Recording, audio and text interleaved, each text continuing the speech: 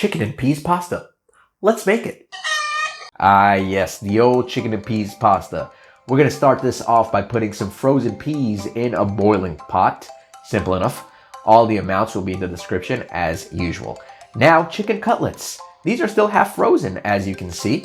And the reason for that is because it makes it a lot easier to cut them into thin strips. And we want the thinnest strips possible. So, there you go. And let's not talk about why I'm using a Tupperware top to do this.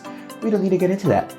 All right, let's add some oil to a pot and let it heat up. Then get 2 red onions and 1 white onion, if you happen to have a run out of red, which is what I did, and get it to fry in there. But you can use all white onions, all red onions. It's all good. We don't discriminate here against onions. We love all onions.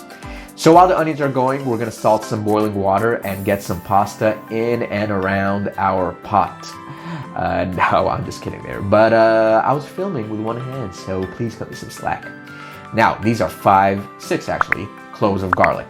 While the onions have had about 5 minutes going there, that's when we're gonna crush all our cloves of garlic in there. And also make sure that you get all the garlic from the back of your crusher out when you're done, because there's always leftover garlic there. Now for the seasoning, we're gonna get some Cajun. This could be kind of spicy. I like spicy, so I added 2 tablespoons in there, but you could just add 1, whatever you want. And then I kind of disintegrated 2 chicken bouillon cubes in my hand and added that as well. Also, up to you. If it's too intense for you, you can just add 1. It's all good. So while the onions have had about 5-10 minutes, that's the perfect time to add our chicken. Now we're gonna mix it up and make sure all the flavors are well incorporated in there. And once the chicken starts steaming a bit, we're gonna cover this bad boy up. Let it go for about 5 to 10 minutes, checking occasionally that nothing burns, because things will stick to the bottom, but that's good. Just make sure it doesn't burn. Here, let me show you.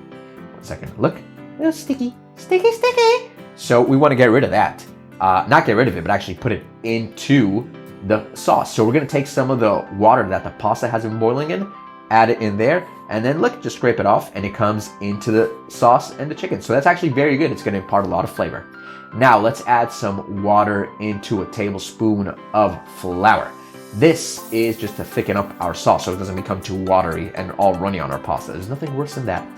So we're gonna tilt the pot over to the side so all the water and the liquid is on one side. Then add our flour water, mix that bad boy up, and it'll thicken up eventually. So don't be too worried, but you do have to mix it very, very, very well. Then put the pot back. And then just start mixing it up, and you'll see, you should be on a low heat. You should see that after about, I would say 5 minutes as well, it's getting very thick like that. So this is the perfect time to get your peas and your pasta. Put those bad boys in there, and we are basically done. We just need to mix this up, mix it well, mix it beautifully. And then your beautiful dish is done. Okie dokie.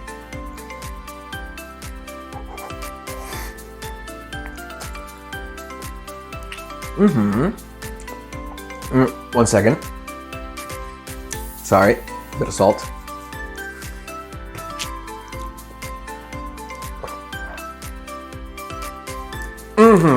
Salt.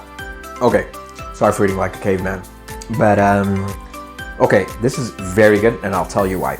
Because you get a bit of the creamy pasta-ness because we mixed it with the flour. And then you get a little pop in your mouth from the peas. So it's like very, very good. So anywho, guys, if you like this video, please give it a like. Please subscribe and click the bell so you can get notified whenever I upload another one of these. And if you have anything to say in the comments, I would be very happy to hear. Until next time, baby, cook that thing.